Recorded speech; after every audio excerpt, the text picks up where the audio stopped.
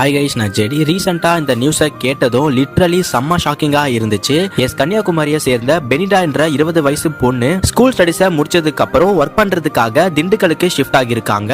அப்போ திண்டுக்கல்லை சேர்ந்த கார்த்திக் என்ற 21 வயசு பையனை லவ் பண்ணிருக்காங்க. அதுக்கப்புறம் அவங்க 2 பேரும் அவங்களுடைய பேரண்ட்ஸுங்களுக்கு தெரியாம மேரேஜ் பண்ணிருக்காங்க. சோ அதனால இவங்க 2 பேருடைய பேரண்ட்ஸும் இவங்களை அக்செப்ட் பண்ணிக்கல. அதுக்கப்புறம் 2 பேரும் தனியா அவங்களுடைய லைஃபை ஸ்டார்ட் பண்ணிருக்காங்க. கொஞ்சம் மாசத்துக்கு அப்புறம் அவங்களுடைய லவ்வுக்கு கிஃப்டா ஒரு அழகான பெண் குழந்தை பிறந்திருக்கு. அதுக்கப்புறம் ஆஸ் யூசுவல் எல்லா பேரண்ட்ஸும் மாதிரி இவங்களுடைய பேரண்ட்ஸும் இவங்களை அக்செப்ட் பண்ணிக்கிறாங்க.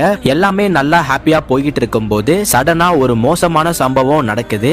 கார்த்திக் அவருடைய ஃபேமிலி மெம்பர்ஸை மீட் பண்றதுக்காக திண்டுக்கலுக்கு போயிருக்காரு. அதுக்கப்புறம் ரிட்டர்ன் வீட்டுக்கு வந்ததும் ஒரு ஷாக்கிங்கான விஷயத்தை பாக்குறாரு.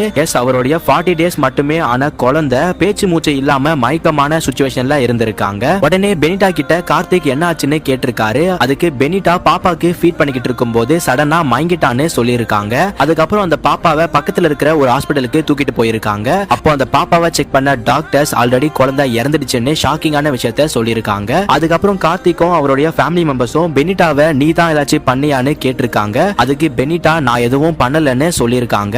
அதுக்கப்புறம் போலீஸ் கேஸ் ரிஜிஸ்டர் பண்ணி இன்வெஸ்டிகேஷனை ஸ்டார்ட் பண்றாங்க. சேம் டைம் அந்த பாப்பாவை போஸ்ட்மார்ட்டமும் பண்றாங்க. ஆட்டாப்சி ரிப்போர்ட் வந்ததும் எல்லாரும் ஷாக் ஆகுற மாதிரியான ஒரு விஷயம் தான் காத்துக்கிட்டு இருந்துச்சு.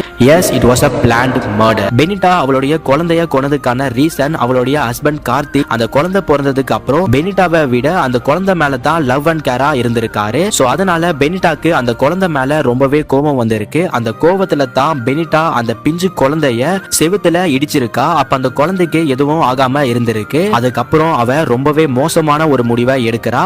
அந்த குழந்தையோடைய வாயை ஓபன் பண்ணி டைட்டா டிஷ்யூ பேப்பரை வச்சு அடைச்சிருக்கா. சோ அதனால அந்த குழந்தை கொஞ்சம் கொஞ்சமா மூச்சு திணறி இறந்திருக்கு. போலீஸ் இப்போ பெனிடாவை அரெஸ்ட் பண்ணி ஜெயில போட்டிருக்காங்க. சோ இந்த கேஸை பத்தி நீங்க நினைக்கிறீங்கன்னு கமெண்ட்ஸ்ல சொல்லுங்க.